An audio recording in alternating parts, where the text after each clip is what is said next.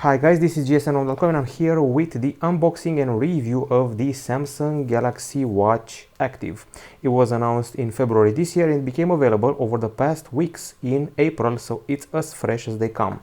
Now we have it here together with the Samsung Galaxy S10e. They're paired together already, so this is a sort of a mock unboxing and a full review for sure. Now, this device is meant for fitness buffs. Is not meant for the casual fitness people. Okay, now this is the actual watch right here. As you can see, it's reminiscent a bit to the Motorola 360 if you remember it. It's got quite a thick body which measures around 10.5 millimeters in thickness, but the weight is pretty okay at 25 grams. Now aside from that aspect, it's made of aluminum, the case is made of aluminum, and it's got an OLED screen at the front side. This OLED screen is actually a 1.1 incher. Okay, so aside from the watch itself, let's see what we have here. We have an extra belt which is larger. There's a small one attached, and this is it. Okay, we put it aside, we go back to the box. Just like the Galaxy S10, the manual and the instructions and useful things are glued to the top part of the box. You can see here the leaflets and all that jazz. Okay, and last but never least, there's the charger, which is pretty interesting. On the one end there's the full USB, and on the other end is the hockey puck, as they call it. It's magnetic, as you can see here. The watch will stay here and it will charge, it will get charged wirelessly, just like that. Okay, and in my own experience it took about 1 hour, somewhere between 1 and 2 hours to get it all juiced up. And by the way, you can also charge up your watch using your Samsung Galaxy S10 backside. Now let's fire up the watch, see what the fuss is all about. So for me, this feels like a pretty small watch. That's my first impression. I don't have the biggest wrist in the world, but still quite a small watch. I would imagine that for a true fitness buff who is all about working out and has a huge hand or big fingers, this may be too small for him or her. So we saw everything available inside the box. The watch itself comes in black, rose gold, silver, and there is a cool little green version. Now this device you're seeing here is 20% smaller than the Galaxy Watch, and at the same time, it's also 60% lighter at 25 grams, 10.5 millimeters in thickness, and a 1.1 inch screen. It's minimalistic for sure, and a bit feminine if you ask me, and at the same time, a bit on the thick side. Now, we have two buttons on the side. You can see them here. The top button is the back button, and the bottom button is the power and home button. So that settles it in a nutshell. Case made of aluminum, and I found the bezels to be quite big. I was expecting a rotating edge, but nope, just big bezels for the screen. Don't get me wrong, the display is excellent in whatever you want. I'm talking about the colors, the brightness, the clarity. Even in the full sunlight, you'll be happy with the results. Now, the watch itself is compatible with 20mm straps from multiple brands, and they're interchangeable, and it's also waterproof up to 50 meters and also IP68 certified, and also certified by military standards, so quite the beast. Okay, so as I'm talking about the screen, let me show you some extra stuff here. Okay, like the gallery, so you can feast on some beautiful images as we're talking about the display. So 1.1 inch OLED, obviously a touchscreen display that we've got here, and the resolution is 360 over 360 pixels. It's pretty bright, crisp in the sunlight, and with nifty contrast. And the text is rather sharp from what I noticed when glancing around its features and functionality. Okay, checking out my training sessions, the graphs, and all that. Now inside it we find the Exynos 9110 CPU accompanied by 768 megabytes of RAM plus 4 gigabytes of storage.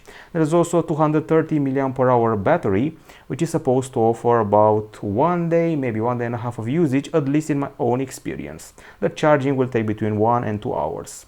Now on the connectivity front, you have Wi-Fi, Bluetooth, there is also NFC, which you can use to pay for stuff with Samsung Pay.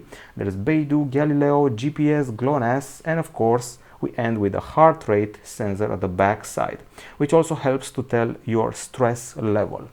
Now there's also an accelerometer, barometer, gyroscope, and light sensor, and finally, we're done with talking. If you want to put it on the wrist, you can do that with a single hand motion like that. Okay, strap it on, but also leave a bit of room for the extra belt going like this.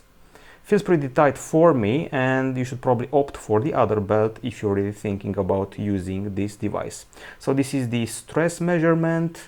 These are the fitness modes. From what I understood, it goes between 30 and 40 fitness modes. It's got jogging, cycling, swimming, elliptical, bicycle, and many more. And this is the main watch face, which can be tweaked. So what we're running here is Tizen OS. That's the name, Tizen OS 4.0. Now you can customize this watch face and cycle between widgets, so to say, so pieces of the experience, those tiny little round things on the screen. And you can also cycle between colors and cycle between options like date, floors, pulse, training, battery, and so forth. And that's just only one of the options you're going to be playing with. Now you can also pick this watch face, this one here, breathing, analogic, rush hour, solar panel, my day, health, photos, and many more, which you can get from the Galaxy store, or you can set up from the Samsung Galaxy S10e I have here. Okay, so other things we're mentioning: a swipe to the right and you see notifications, a swipe down and you see the quick settings that have to do with, well, connectivity generally. And just to make things clear, we do not have a speaker here. If you're going to be talking to people or listening to music, you're going to need Bluetooth headphones. And yes, you have options. You have an option to call people from here. You can initiate your call and set it up through the phone. And then we have an option to message people, which is actually kind of interesting, on account of simply having to do things like that. Okay, we proceed, and we have the option to dictate if we want, if you accept the confidentiality and all that. Okay, then we can start to dictate, and you can go back. You can send someone drawings and smileys if you want to, a lot of them, or you can even use a keyboard, which reminds me of the T9. It's a bit complicated and hard to wield, but at least it has some predefined messages. Okay, we go back again. Tizen OS doesn't feel as comfortable as Apple Watch OS for sure, and also maybe not as comfortable as Wear OS, but it's getting there and you'll get accustomed to it, especially if you have smaller fingers. The beefier one for fitness buffs, well, not so easy. We also have Bigsby in the mix. What's the weather like? Okay, as you can see, it's taking a while, and it actually took much longer than the Apple Watch, even though I actually remember criticizing the Apple Watch for how slow it was in that regard. But this feels a bit slow. And here you have the applications area. You can see quite a few of them. We have the calendar, we have the gallery, we have the alarm. You can also check out Samsung Health, and it goes very in depth. You can even check out your caffeine intake, the floors, the sleep you got, the pulse, the stress, the food you ate, the water, the caffeine, and you can compare yourself to other friends. Now, I don't want to talk any more about this. I want to focus on the fitness because that's the core of the experience you're getting here. So for the fitness, the good thing is that the watch is very light and very comfy. You'll forget you have it on your hand. That's always a big plus. There's no problem with the sweat, I found, as much.